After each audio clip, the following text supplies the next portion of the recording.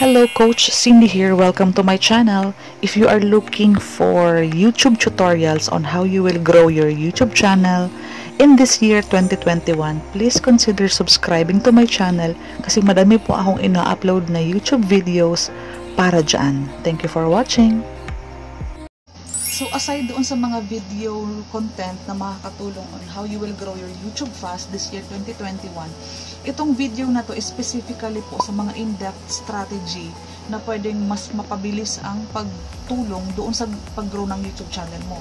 Ang first po in the list is you have to create your own solid community or your supporter. Since baguhan ka pa lang na YouTuber, kailangan mo magkaroon ng solid support. Ito kasi mag-start ito sa family member mo, kakilala mo, batchmate mo, workmate mo. Gagawa ka ng group chat.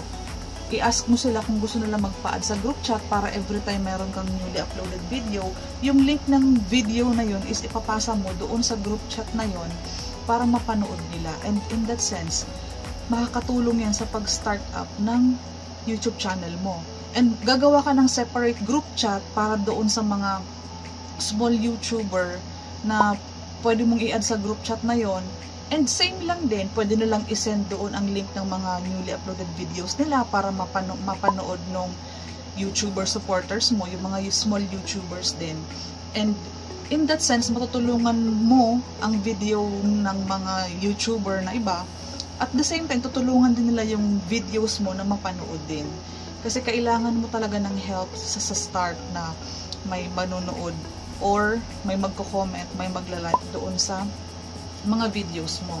And another thing on how you will grow your YouTube fast, sa start pa lang, gumawa ka na ng yung public group, para siyang buy and sell group sa Facebook, kung saan ang title nito is posibleng lagyan mo siya ng title na related sa mga small YouTuber, like small YouTuber support, mga YouTuber kami. Para pag yung mga YouTuber sa Facebook, kapag na-search nila yung public group na yun, is mag-join sila. Same strategy din. Yung mga newly uploaded videos mo, i-play mo doon, ilalagay mo doon, isasend mo doon para mapanood ng mga YouTuber. And dahil nga nakapublic yon, i-announce mo doon na yung mga video nila is pwede din nilang i-promote doon sa buy and sell. Ay, doon sa buy and sell public group. Okay? And aside from that, gumawa ka din ng sarili mong page sa Facebook na kung saan pwede mo siyang pangalanan kung ano yung name ng YouTube channel mo. Ang ginawa ko kasing pangalan ng page ko sa Facebook, YouTuber kami. Every time meron akong newly uploaded video, ipinopost ko din doon sa page ko. So in that sense, matutulungan nito ang mga YouTube channel natin na mag-grow dahil nag-i-import tayo ng mga watcher from Facebook. Pwede ka nang gumamit ng Instagram, ng Twitter, ng TikTok. Pwede mo siyang gamitin. Kasi in this case kasi, wala pa talagang manonood sa YouTube channel mo. Kailangan mo nang ma-discover ng YouTube channel mo para mag-grow ito. Kailangan mo munang humingi ng full support para sa mga unang watcher or sa unang supporter.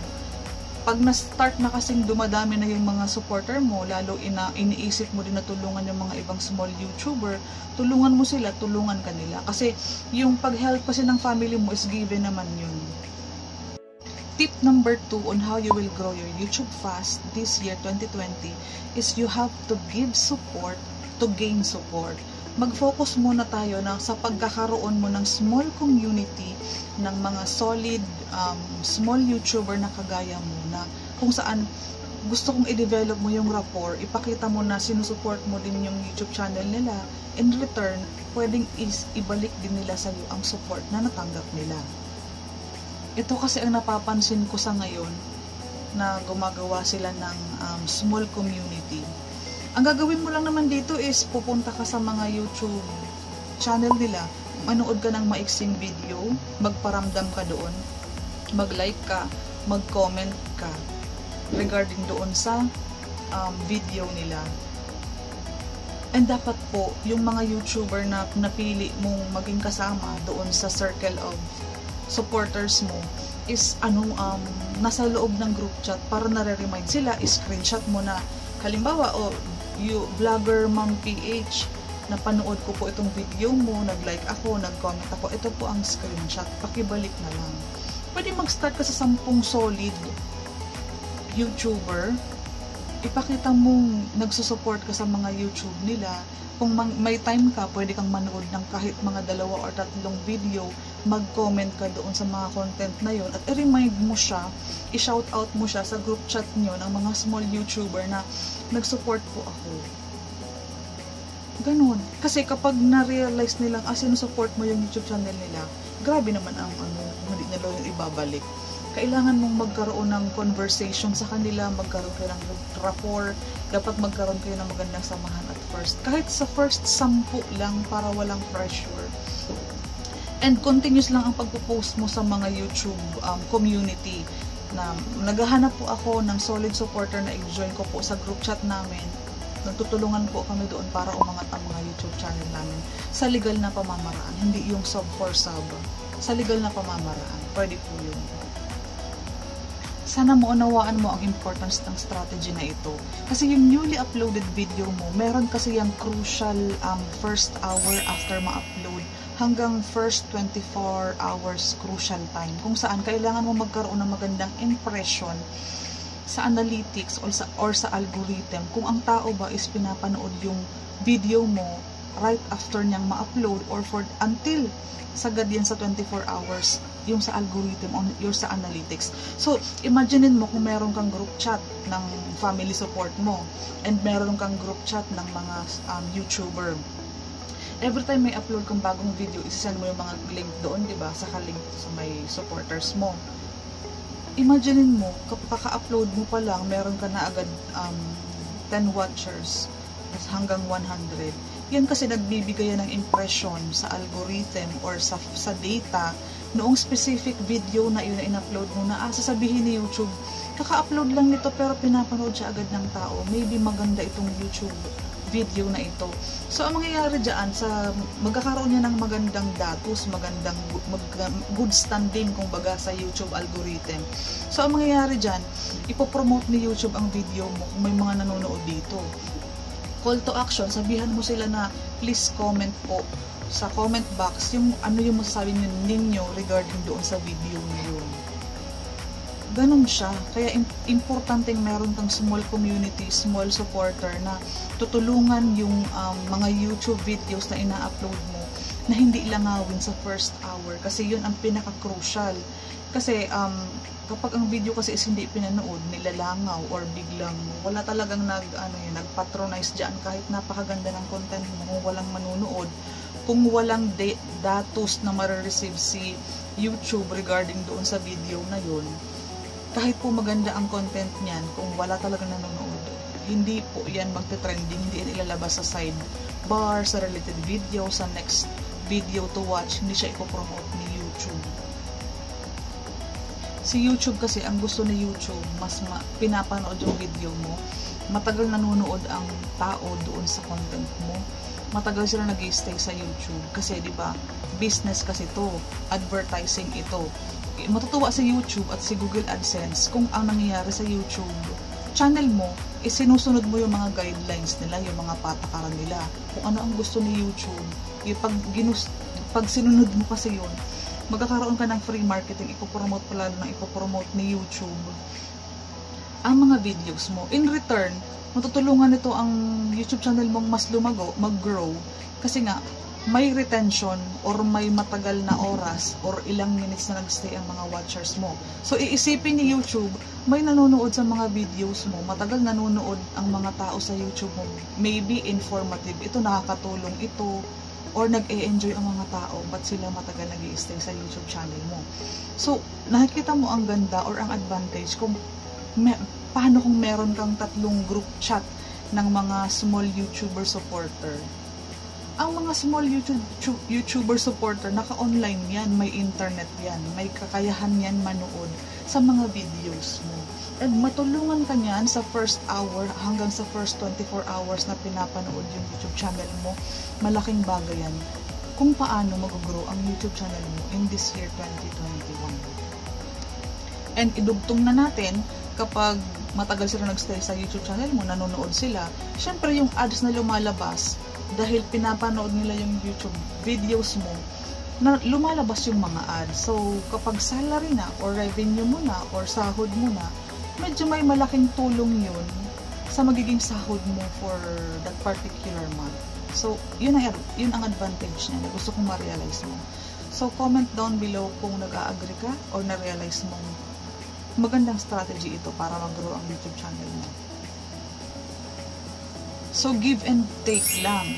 Since may community ka ng mga small YouTuber, pupunta ka din sa mga channel nila, manonood ka din, magko-comment ka din. Ganun na lang gagawin mo. Give and take lang. Kailangan magsuportahan talaga para aangat din sila. So kapag pinapractice nyo kasi ito sa mahabang matagal na panahon, pati yung mga ibang video mo, mapapanood din nila. Kasi yun is naka-line up sa mga suggested video na every time yung mga small YouTuber, kapag nag-open sila ng YouTube homepage nila, most probably yung ibang video mo is lilitaw doon. At manonotify sila, di ba? Mare-recognize ka nila, ito si vlogger ma'am, ito yung support sa akin last week na nag-comment doon sa akin mga videos.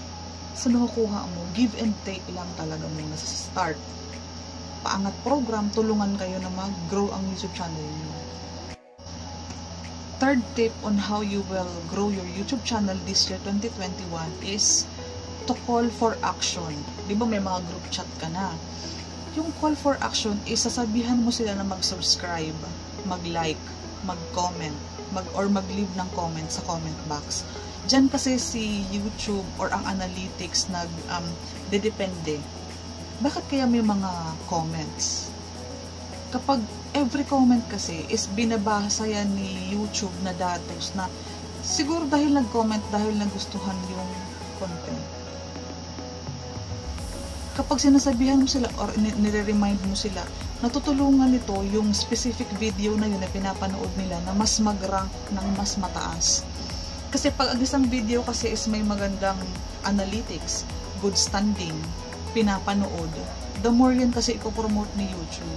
So, kung mapapansin mo yung mga vlogger, di ba, sinasabi talaga nila yan, mag-subscribe sa channel ko, please like kung nagustuhan mo, please comment down below kung may suggestions ka, comment down below kung nakatulong ba sa iyo itong video na to. That is call for action. Sinasabihan mo sila na dapat nila itong gawin. Hindi nila yan ginagawa for fun lang. Ginagawa nila yan para mas mapasigla or mapalakas or mas matrigger si analytics. Kapag si analytics kasi at si algorithm is may magandang nare-receive na datos galing sa mga videos mo, yun ang signal ni YouTube na the more niya yan ipopromote. Yan kasi ang history, bakit ang mga trending topic or yung mga trending videos is talagang lalong trending hanggang nakaka-hit sila ng madaming views, madaming likes. Tingnan mo yung ano na yan, tingnan mo ang comment section yan or ang likes. Laging madami yan. I-observe mo yung mga trending videos, madaming comment yan and madaming likes. Ganun siya nag-start. So, wag mong kakalimutan yung call for action, lalong-lalo na doon sa group chat mo ng mga small YouTuber na subscribe naman, mag-comment ka, and like ka. Kasi ibabalik ko din po yan. O kapag ginawa mo na yung part mo na nanood ka, nag-like ka, nag-comment ka, screenshot mo, isend mo doon sa group chat para ma-call ang atensyon ng specific YouTuber na yun, na ginawa mo na yung part mo. It's time na ibalik naman nila yung part nila.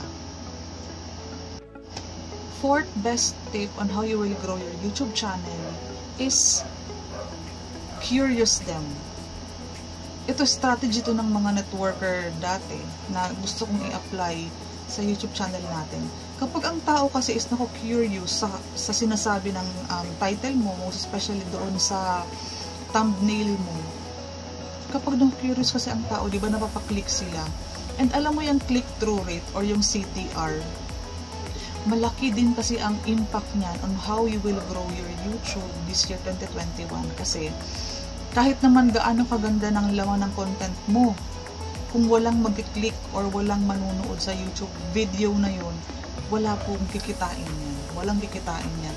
So, ang kahalagahan na na-curious yung tao dahil sa striking kasi yung thumbnail mo. So, very important na matutunan mo kasi kung paano gumawa ng nakaka-trigger, catchy, striking, bold letter, very clear, at very clear ang gustong iparating nung thumbnail mo.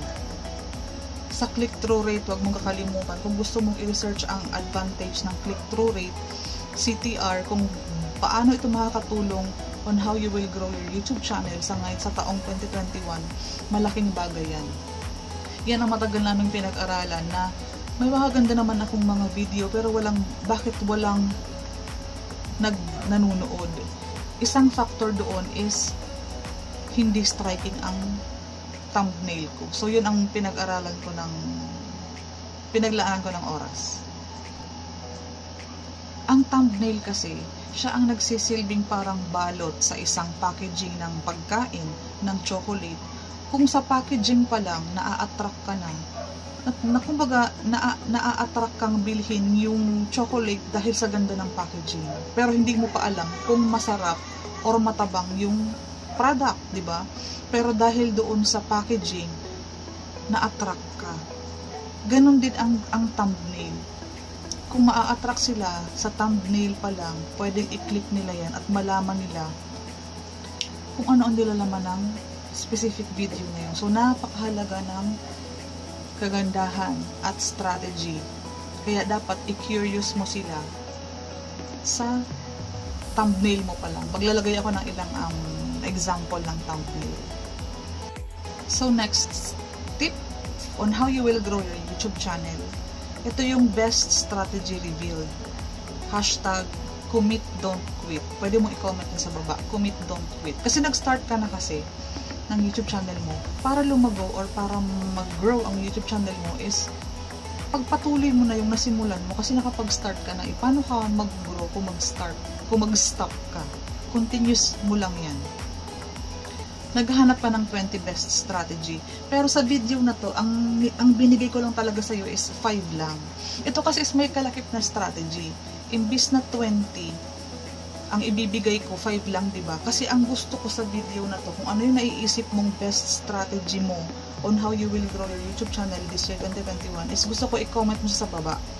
Kasi pag nakita ko yung mga comment nyo sa baba, is gagawa ako ng part 2 ng video na ito featuring yung mga suggestions nyo. And yung YouTube channel nyo, pwede ma-shoutout din natin yan. Ito, babalikan mo yung number 3 strategy natin, call for action. Kasi i-experiment natin kung yung call for action na sinasabi ko, i-comment mo sa baba yung mga naiisip mong ideas kung paano mag-grow ang YouTube channel. Kapag nakita ko siya sa baba, gagawa ako ng separate part 2 para makatulong tayo sa mga ibang YouTuber na kagaya natin. Uulitin natin, call for action. Gawin nating engaging ang topic natin.